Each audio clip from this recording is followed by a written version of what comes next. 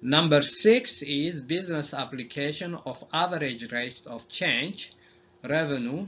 If the total revenue function for a blender is R of x equals 36x minus 0.01 x squared, where x is the number of units sold, what is the average rate of change in revenue, R of x, as x increases from 10 to 20 units?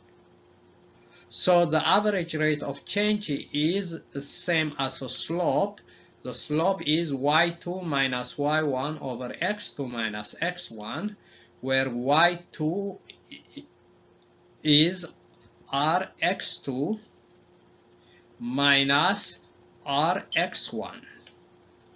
So that's y2 minus y1 over x2 is 20, x1 is 10. So that is r of 20 minus r of 10 over 20 minus 10. So that's the average rate of change. Then simply plug 20 and 10 into the equation. So that is 3 times 20 minus 0.1 times 20 squared minus 36 times 10 minus 0.01 times 10 squared. So this is equal to 36 times 20 minus 10 minus 0.01, 20 squared minus 10 squared over 20 minus 10.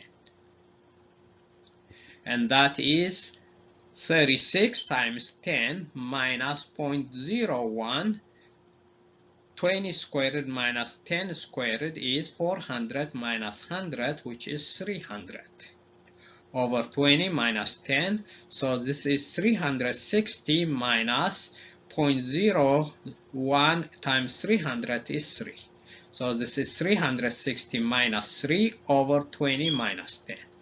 That is 357 over 10, which is $35.7 per unit. That is the average rate of change of revenue.